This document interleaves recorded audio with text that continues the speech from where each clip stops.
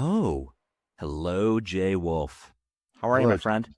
I'm good. How are you, Jeremy? I'm great. I'm doing quite well on this Friday when we're recording.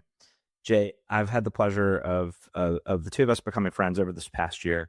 A mutual friend years and years ago, Corey Replat Fernandez, had mentioned your name eons ago and said, you would like my good friend Jay Wolff. You guys should meet. And lo and behold, after probably several years, we did through our small industry, and I've enjoyed our budding friendship. But one of the reasons that I wanted to have you on the show is specifically to talk about leadership, to talk about building teams, to talk about mentorship. So without further ado, Jay, who are you? Why are you here? Good question. I'm here because I'm your friend. I feel like I'm here because of a lot of hard work we've all put in this industry over the last 20 to 25 years. We all grew up in digital advertising. Just remember it in 2002, 2003 as a bunch of banners and buttons. And now digital encompasses everything, right? Digital out of home and mobile, social, everything you think about is digital ads. So we grew up together. That's really important that we saw the early stages, saw the middle stages. We're in this unknown right now with AI coming in. There are a lot of different perspectives on it, but I feel like growing up in this industry together and leading through change is not easy. And I've had the privilege of working for a lot of emerging companies and leading through a lot of change. And my work not only with the companies that I've worked at, but also the work I do with 212 NYC, helping others grow their career has I think led us to a point where we can have a really good, intelligent conversation about leadership and where we're going. And I'm thrilled to be here. I love the podcast. I love what you're doing. I love Thanks. OhHello, and I appreciate you having me Yeah, today. of course. Absolutely. Well, let's even talk about just the building component. Just before we even talk about leadership and just how do you personally define the roles that you've taken over the past 20 something years? And that's part one of the question. The second is just being a mensch and inherently being an exec at different companies, but specifically at 212 NYC, you do that because you give a shit. You're not doing that for other reasons. So we'd love to hear more about just how you approach this space as you've grown into it. It's a great question. I mean, to me, the title doesn't matter. It really is about being curious, being committed, trying to make meaningful connections. I think, connecting people is something I've always taken a lot of pride in. I think when you build companies or you're a leader at a company, you're constantly connecting the dots. You're connecting internal teams, you're connecting external teams. It's all about connections. So is 212. 212 is all about access and connections. So I think my whole life has really been about connecting humans.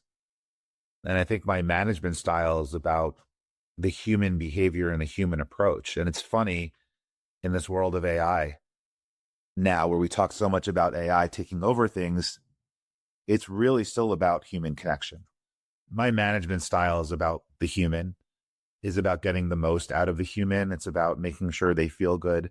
They feel like they're growing in their career. They've got clear KPIs. They're set up for success.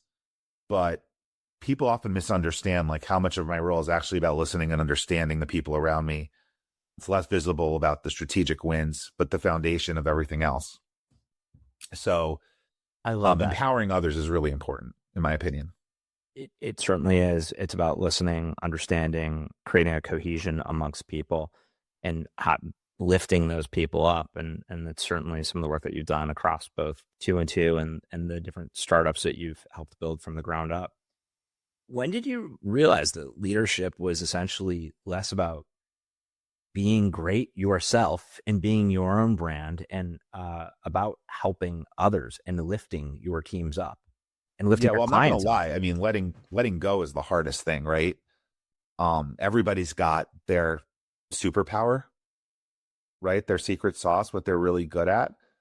Letting other people handle those things and become just as good as you are, or try to be just as good as you are in certain areas, it's all important. But I think I realized it through doing. I think I realized it through going through the motions at these different companies, especially startups, because startups stay startups until they grow, until they adult. And once they adult, you can't do the same things in startups that you can in larger, more mature organizations. Nope. So you got to let go. You got to figure out how to do that. And I've learned through the companies I've been at how to let go. No one's perfect, but I think empowering others is really the name of the game for how to scale a business and how to make sure that you're the best leader, manager, partner you can be. And it's hard. It's not easy. But when you have a superpower that's about connecting people and connecting, especially customers, you have to let others do that work and you have to let go. I've had some really great examples at companies I've been at. I mean, there's a lot of letting go at 212 because we've got a lot of great committees that do great work, that put on programming, that sell sponsorships. And, I'm always empowering others to bring me the best of what they do. And let's talk about it. And if I need to make a decision, I do, but empowering others is kind of how I've learned to do that. But it's taken a lot of work through the companies I've been at. So how did you, I'm going to make the assumption that your superpower is connecting and listening, but I could be mistaken. And maybe perhaps a component of that is that your power has gotten larger over time by being able to let go, perhaps. It's both a strength and a weakness. It's a strength because you're empowering others versus having that self-fulfilled prophecy of doing it yourself and the enigma and the inertia that comes with it. But there's also a sense of joy that comes with lifting others up and making the connections and helping both clients and those that you have on different boards and different leaders and so on and so forth. Talk through just a little bit about your journey and just becoming a leader and growing into the shoes you wear today. Yeah. I mean, coming out when I did it at school, I think we're in a similar age bracket. Yeah, we are. It wasn't perfect timing. There weren't a lot of jobs. So I went temp to perm at an ad agency called Saatchi & Saatchi. And I got a taste of advertising and I said, wow, this is cool. I worked in pharma and healthcare the early days. And that's when print was alive and well. We had Reader's Digest and Bon Appetit and all those magazines. But I learned about advertising and the Saatchi & Saatchi interface with Zenith, which was the media agency component of it. And I just started learning about the wheels. Like I was just learning about the base of the house of advertising and what it could be. And then after a few years there, I got an offer at A&E Television Networks and cable was booming. And this is really before YouTube. This is 2004, 2005. I took a job in TV and I really got a PhD in cable television and day parts and all types of things. And I really learned from the ground up about the media game within a large growing cable network at the time. It's A&E History Channel. Then of course, they acquired Lifetime. But the issue with getting a job there in terms of being on their sales team and revenue team is nobody left those jobs because they were pretty cushy back in the day. So I went digital early. I went to a music startup that rivaled Napster and Rhapsody. It was called Spiral Frog. And I was thrown into the fire. I was at a website that had no website, that had no uniques. It hadn't even launched. So I learned how to do something with nothing. And very much like a boiler room mentality sales job, but at a digital startup that was just really, it was before Spotify, before Pandora. And so I learned, that's how I got the building blocks were set up through when you don't have much, right? And my mom's an immigrant from Argentina. We don't have a lot. You're forced to do things that are out of your comfort zone. So I got out of my comfort zone very early on and I had to make with what I have. And that's how I learned. I learned just through doing and being at startups that really had no product yet. They were going to launch and to read all about it. And that's how I started my career, is just through doing. And that led me to different startups, to June Group, followed by Context Web, which became Pulse Point, then early at Samba TV, and at Booster and Curve. So I've learned through these. Your question was, how did you kind of mature through your career and learn about leadership? Well, I've at every step of the way has given me different experience, different opportunities, but it's always been centered around people and connecting people. So with that, who are some people that have made a huge impact from a mentorship level? Like, who are the mentors in your ether that have helped you to where you are at this stage in your career? Well, it started with my mom. She was an immigrant from Argentina. She is an immigrant from Argentina. She came here in 1973, 20 something years old, didn't speak the language. And about 4 years ago, she won the award for the top tax accountant in New York from Oh, cool. Cranes. So Congrats. It's awesome. I've had inspiration within my own family of grind to the fullest extent, from not speaking the language to winning awards for being the top tax accountant in the US. Like that's some big stuff. Badass. It's why while people were partying in college, I was interning for 4 years at Deloitte at marketing companies. So I was always working. So the ethos that I have, I think, comes from my mom and the work she put in to raise me with that kind of work ethic and that kind of hustle factor, so to speak. I've had some other good mentors and bosses throughout the years who've shown me the path to leadership. 212 for sure, just kind of rising through a volunteer organization in New York, seeing past presidents, Jeff Schiller, Frank Menishak, Sophia Woodhouse, Rick Song. I've seen good leaders, in organizations like that, especially when it's volunteer, no one's paying you.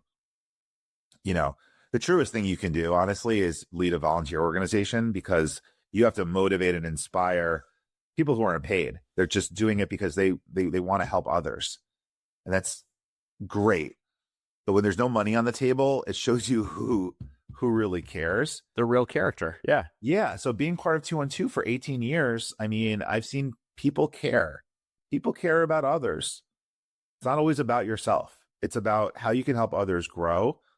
Being part of an organization that's a volunteer org, which I'm fortunate to be president of now, is just watching people inspire other people without any payment. Just like that has inspired me to do more myself. So I've had a bunch of inspirations in life, I would say, but those are two that kind of stand out. How did your involvement in 212, where did it start? 18 years is a long time to be involved with a non-for-profit, an organization, a community that fosters and innovates the advertising and marketing ecosystem of New York. How do you get involved? I was just hungry. In the early days, I was hungry. I was hungry to meet people. I volunteered at tables. I sat and signed people in. I shook hands with people. I mean, my motto is shake hands with everyone. You never know. No matter if they're your biggest competitor or your biggest client, just shake hands and get to know people. You never know where they're going to be, where they're going to go. I've always coached people in that lens, and I did that from the earliest days. And I just grew within the organization because I was always open to connecting. And then, listen, this is a industry with a lot of churn and change, and people need jobs and people need opportunities, and they want to do things that are bigger than themselves, bigger than just their jobs and their day to day. I always saw that, but not everyone sees that. Everybody's got their own wants, goals, dreams, lives. I was always somebody that said, do more than just your day job, right? Get out there, like build your brand, meet people, encourage other people to grow. You never know when you're going to hire that person or when that person's going to hire you. I mean, we've got a great mentorship mentee program at 212. So through the years, I got in as a volunteer, and I just kind of rose up the ranks, so to speak, because I always cared, and everything I did at 100%. Never did it at 50. I always went 100. And yeah, and 4 years ago, 3.5, 4 years ago, I was lucky enough to be named president of 212, and it's been great. I've got an amazing board. We've got amazing committees, got amazing volunteers. It's awesome. Well worth the time if you care about the industry and the community. So how would you advise others to be more intentional if they want real connection and real mentorship and getting additional guidance? Yeah, I think networking works best when it's human and it's reciprocal. I think people often make the mistake of treating networking like a transaction. So collecting names or favors instead of building real and sustained relationships. So the simple act of showing genuine interest and consistency goes a long way in building trust. When you meet somebody, don't oversell. I encourage people to just shake a hand, get to know them. If there's a synergy for work, whatever, that's great. You can follow up on that. But meet them, connect with them, come to the events, add them on LinkedIn, get to know them. And eventually you never know when someone's going to be a phone call or a text away. Relationships really thrive on three things: consistency, honesty, and small gestures. And that's not just, people you meet on a day-to-day at a panel. It's also clients that you have. Small Helping others gestures matter. win is big. I like the small gestures part. That's something that gets overlooked by so many people, as you and I have seen throughout our careers. The small gestures are the gestures that matter, that people remember, because so few actually do those small gestures. Yeah, I've always told my teams, ABM, always be memorable. Do something that stands out. Don't just send a thank you note. Like if someone says their favorite team is the Yankees, send them an Aaron Judge baseball card. Those little things are really, really important in how you build your career and how you grow. And I don't think it's inherent in anybody. I think everyone's always learning that approach that fits them the best. But I've always seen that through smart networking, you can really build your own brands. Jeremy Bloom is a brand. Jay Wolff is a brand. Everybody's got their own brand, even if their name is, Mike Smith. Yep. They've got their brand. There are a lot of Mike Smiths that have amazing brands there. There are. Yeah. There were commercials where there was another, what was the Michael Jordan one, where he's like, I'm Michael. Oh, I remember what it was.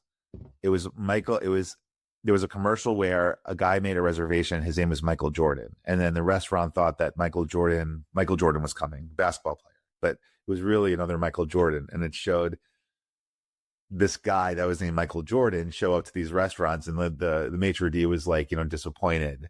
Totally. And this guy was always, I remember those. How do you handle someone who's talented on your team, and when you're hiring, when you're motivating people, how do you handle someone who's talented but just stuck, or they're lacking confidence? They're not the Michael Jordan or the Michael B. Jordan or the Mike Smith. And shout out to there is a Mike Smith who's at Coca-Cola, who is overseeing Starry, and before that he was at Gatorade, and he's created an awesome brand. So how do you motivate your people? Well, I think everyone is motivated individually by different things. So step one is, what is their motivation and why? What are their aspirations? I think people are generally lost when they don't feel like they are contributing the way that they feel best on how to contribute. So goal number one is really understanding who they are as a person and what makes them tick. And I think the in-office one-on-ones, a lot of the stuff I've done is I've done one-on-ones in Brooklyn at somebody's home turf, so to speak. I think making people feel comfortable in their own skin is very important. Whether that they live in Brooklyn, they live in Chicago, they thrive in public settings and private settings. I think every condition upon making someone feel comfortable is about making them feel at ease. There's a word called disarming someone. You want to disarm them. You want to make them feel like they're the number one. But I don't think it's a general approach. I think it's an individualized approach for making someone feel like they're important and that their voice matters. And so my answer to you is take an individualized approach with people. Go to their home turf, make them feel comfortable, find out that's at the root of their aggravation or their what's ticking for them, what's not ticking for them. And that's how you develop an approach. And everyone has their own wants and needs. And also clients, helping convert customers is not just about you selling them something. It's about you helping them win in the ways they need to win. And I think you, Jeremy, understand that very well. It's about other people winning in their own ways. But for some, it's financial. For some, it's respect. For some, it's just getting by. For some people, they have other passion areas outside of work, taekwondo or baseball cards or whatever it may be. I think the individualized approach is very important. And sometimes it's hard to do, especially it's hard for leaders to do because leaders oversee things and it's hard for them to really sometimes get out of the 30,000 feet.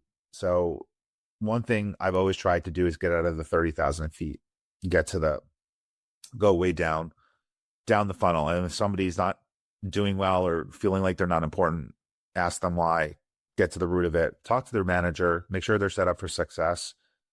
And if they're not, then, there's challenges and you got to figure out those challenges. But personalization and individualization absolutely matters. Many, many leaders forget about the individualization component and understanding what motivates their people, what makes them tick. I love the fact that you had mentioned disarming and going on someone else's home turf because it makes them feel more at ease, more comfortable, understanding if someone prefers being in an office versus if they like remote versus if it's hybrid versus an informal setting, a formal setting. If someone is just understanding, just having that inherent empathy and realization that not everyone thinks the same way that you think.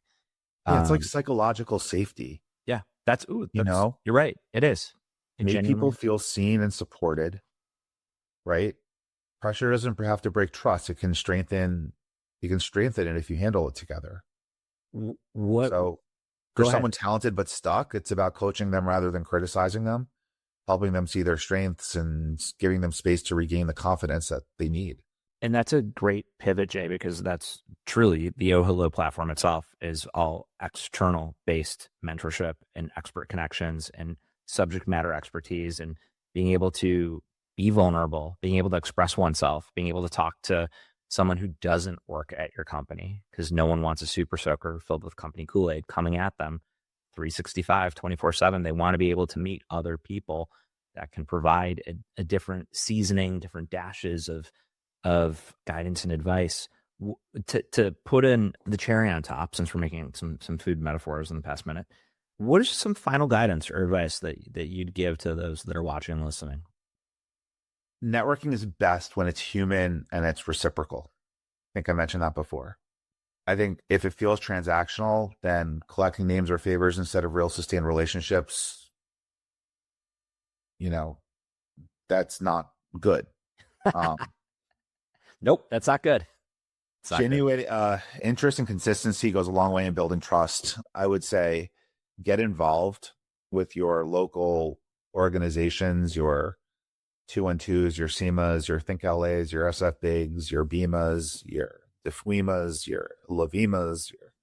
So many emails. There's so many local organizations that support growth that I think as senior leaders, we forget that, yeah, we go to the big events, the CESs and Navy Can and the big events, but there are a lot of smaller events in areas as you're growing through your career, or even it doesn't matter where you are.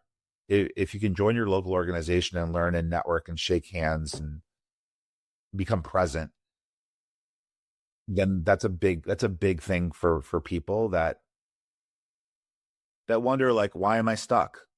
Well, if you feel stuck, it may be because you don't feel like you're growing and you're unhappy with something or you're not fulfilled by your job. Well, the way you fix that is you get fulfilled. You find people with common interests, you go and you shake hands and you meet people, and that's an endorphin that you really can't replicate. So I've always been a networker. I've always preached that to my teams: get out there, meet people. So I practice what I preach, and I find that really valuable. So that's kind of the coaching I would give. Amazing, Jay. This has been an awesome discussion. Appreciate you coming on the OhHello pod. Thank you everyone for watching, for listening. On to the next one. And Jay, thanks. Oh, goodbye. Oh, goodbye. Oh, goodbye. Thanks, Jeremy.